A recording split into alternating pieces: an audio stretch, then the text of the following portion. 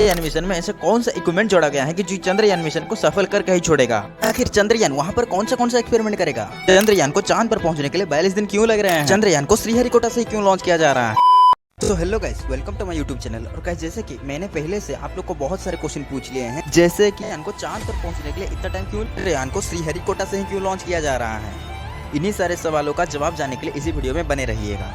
तो गाइस, आप लोगों को तो पता ही होगा कि चांद पर पहुंचने का ये इंडिया का तीसरा मिशन है और इससे भी पहले इंडिया चंद्रयान 1 और चंद्रयान 2 दोनों को भेज चुका है, जो कि दोनों की दोनों फेल हो गए थे।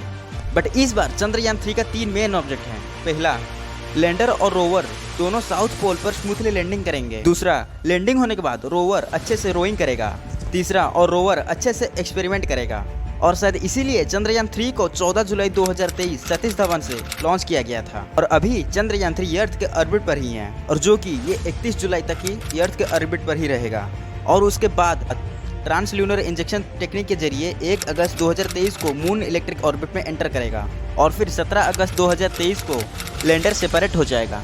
और फिर चंद्रयान 3 69.367629 साउथ और 32.348126 ईस्ट पर लैंड करेगा।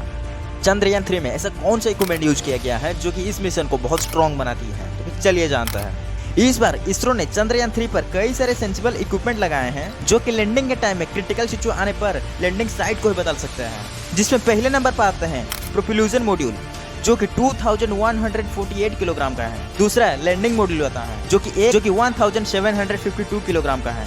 तीसरा है रोवर, जो कि 26 किलोग्राम का है। बट इस बार चंद्रयान 3 में ऑर्बिटर को यूज नहीं किया गया है। ये वही इक्विपमेंट है जो कि चंद्रयान 2 में भी इस्तेमाल किया गया था, जो कि अच्छे से अभी भी काम कर रहा है। क्योंकि उस बार चंद्रयान 2 तो उसका लैंडर और रोवर की वजह से वो मिशन फेल हो गया था, और शायद इसीलिए चंद्रयान 2 मिशन सक्सेसफुल होते होते ही रुक गया था। बट इस बार ऐसा नहीं होगा, क्योंकि जो पहले से चंद्रयान 2 था उसका ऑर्बिटर चंद्रयान 3 को सिंक्रोनाइज करेगा, जिसकी वजह से चंद्रयान 3 अच्छे से लैंडिंग कर पाएगा। और स्मूथली लैंडिंग होने के बाद लैंडर और रोवर अच्छे से अपना काम कर पाएंगे। और शायद इसीलिए इस बार चंद्रयान 3 में ऑर्बिटर को छोड़ के बाकी इक्विपमेंट को अटैच किया गया है।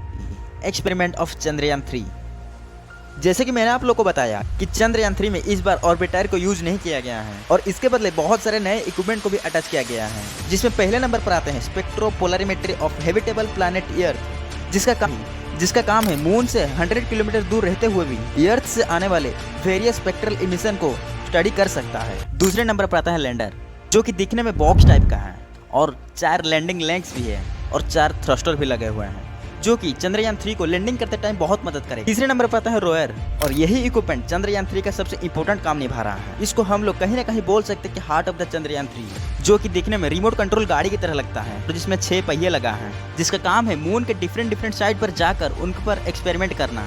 और उसमें कैमरा, स्पेक्ट्रोमीटर, ड्रिल वगैरह वगैरह बहुत सारे चीज लगे हुए हैं। ड्रिलर को इसीलिए भेजा गया है क्योंकि चंद्रयान 3 पर ड्रिल करके वो पर एक्सपेरिमेंट कर सके। चौथे नंबर पर आता है चंद्रास सरफेस थर्मोफिजिकल एक्सपेरिमेंट, जिसका काम है मून पर होने वाले thermal activity, thermal conductivity, temperature का मेजर करेगा। पांचवें नंबर पर आता है लेजर इंड्यूसर ब्रेकडाउन स्पेक्ट्रो, जिसका काम है मून के सॉइल के एलिमेंट कंपोनेंट के लाइक जैसे मैग्नीशियम, एल्यूमिनियम, सिल्क नट करना।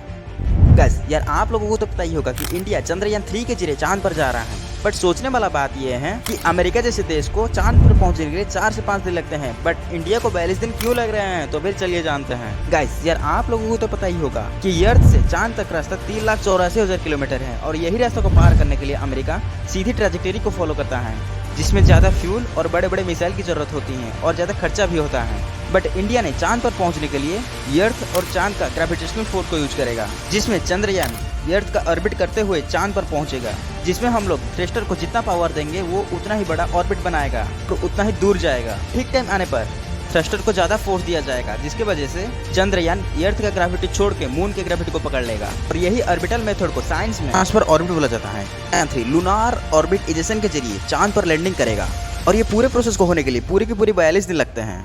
इसीलिए हम लोग 615 करोड़ में ही चांद पर पहुंच जा रहे हैं।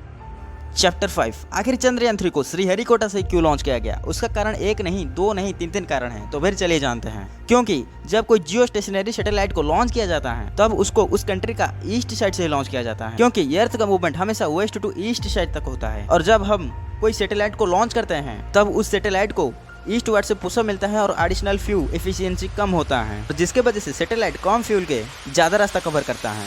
दूसरा कारण, चंद्रयान 3 लॉन्च होने के बाद अगर कुछ भी इशू वगैरह होता है, अगर थोड़ा सा भी क्रैश होता है तो वो बे ऑफ बंगाल में ही गिरेगा, जो कि पूरा का पूरा समुद्र है। तीसरा कारण, श्रीहरिकोटा अर्थ के इक्वेटर के पास ही है और इक्वेटर में हम लोग सैटेलाइट को आराम से प्लेस कर सकते हैं। चैप्टर 6, आखिर चंद्रयान 3 लॉन्च होने पर इंडिया को क्या फायदा, तो फिर चलिए जानते हैं। आज तक चांद पर अमेरिका, रूस और चाइना ही तक पहुंच पाए और अब जल्दी ही इस इलाइट ग्रुप में शामिल होने वाला है। चंद्रयान 3 सॉफ्ट लैंडिंग होने के बाद इंडिया का एक नया कहानी बनेगा और दुनिया में इंडिया एक ऐसा देश बनेगा जो कि लैंडर और रोवर के थ्रू चांद पर। इंटरेस्टिंग वीडियो देखने के लिए हमारे इस चैनल को सब्सक्राइब करें।